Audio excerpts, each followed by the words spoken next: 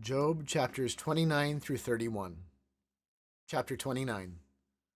Job again took up his discourse and said, "O that I were as in the months of old, as in the days when God watched over me, when his lamp shone upon my head, and by his light I walked through darkness, as I was in my prime, when the friendship of God was upon my tent, when the Almighty was yet with me, when my children were all around me, when my steps were washed with butter, and the rock poured out for me streams of oil.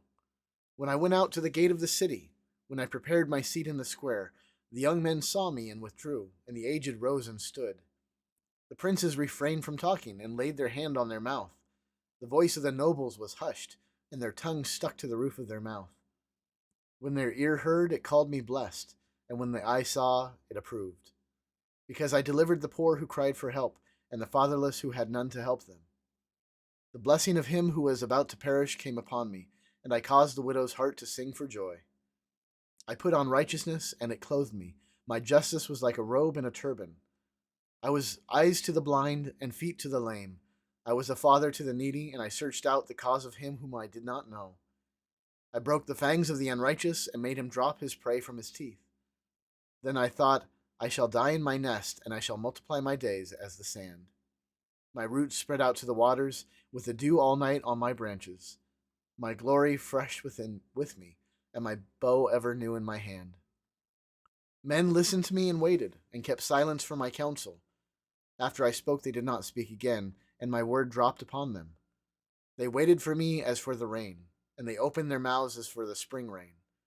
I smiled on them when they had no confidence, and the light of my face they did not cast down. I chose their way and sat as chief, and I lived like a king among his troops, like one who comforts mourners. Chapter 30. But now they laugh at me, men who are younger than I, whose fathers I would have disdained to set with the dogs of my flock. What could I gain from the strength of their hands? Men whose vigor is gone. Through want and hard hunger they gnaw the dry ground by night in waste and desolation.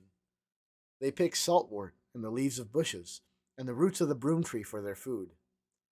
They are driven out from human company. They shout after them as after a thief. In the gullies of the torrents they must dwell, in holes of the earth and of the rocks. Among the bushes they bray, under the nettles they huddle together. A senseless, a nameless brood, they have been whipped out of the land. And now I have become their song. I am a byword to them. They abhor me, they keep aloof from me. They do not hesitate to spit at the sight of me. Because God has loosed my cord and humbled me, they have cast off restraint in my presence. O my right hand, the rabble rise. They push away my feet. They cast up against me their ways of destruction. They break up my path. They promote my calamity. They need no one to help them. As through a wide breach they come, amid the crash they roll on. Terrors are turned upon me. My honor is pursued as by the wind, and my prosperity has passed away like a cloud. And now my soul is poured out within me. Days of affliction have taken hold of me. The night racks my bones, and the pain that gnaws me takes no rest. With great force my garment is disfigured. It binds me about like the collar of my tunic. God has cast me into the mire, and I have become like dust and ashes. I cry to you for help, and you do not answer me. I stand, and you only look at me. You have turned cruel to me. With the might of your hand you persecute me. You lift me up on the wind, you make me ride on it, and you toss me about in the roar of the storm. For I know that you will bring me to death and to the house appointed for all living. Yet does not one in a heap of ruin stretch out his hand, and in his disaster cry for help? Did not I weep for him those whose days was hard? Was not my soul grieved for the needy? But when I hoped for good, evil came, and when I waited for light, darkness came. My inward parts are in turmoil and never still. Days of affliction come to meet me. I go about darkened, but not by the sun.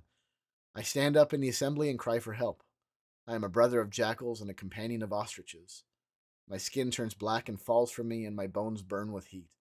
My lyre is turned to mourning, and my pipe to the voice of those who weep.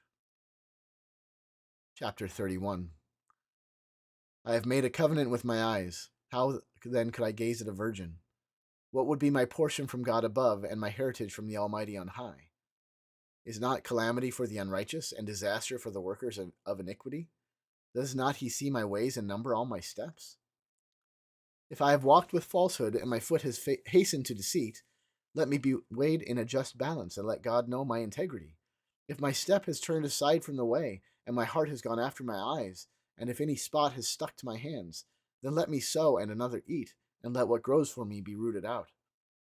If my heart has been enticed toward a woman, and I have lain in wait at my neighbor's door, then let my wife grind for another, and let others bow down on her. For that would be a heinous crime. That would be an iniquity to be punished by the judges. For that would be a fire that consumes as far as Abaddon, and it would burn to the root of all, burn to the root all my increase. If I have rejected the cause of my manservant or my maidservant, when they brought a complaint against me, what then shall I do when God rises up? When he makes inquiry, what shall I answer him? Did not he who made me in the womb make him? And did not one fashion us in the womb?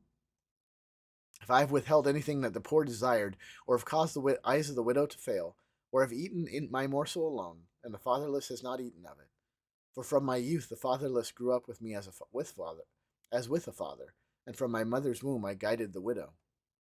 If I have seen anyone perish for lack of clothing, or the needy without covering, if his body has not been blessed, if his body has not blessed me, and if he is not warmed with the fleece of my sheep, if I have raised my hand against the fatherless, because I saw my help in the gate, then let my shoulder blade fall from my shoulder, and let my arm be broken from its socket. For I was in terror of calamity from God, and I could not have faced his majesty. If I have made gold my trust, or called fine gold my confidence, if I have rejoiced because my wealth was abundant, or because my hand had found much, if I have looked at the sun when it shone, or the moon moving in splendor, and my heart was secretly enticed, and my mouth has kissed my hand, this also would be an iniquity to be punished by the judges, for I would have been false to God above.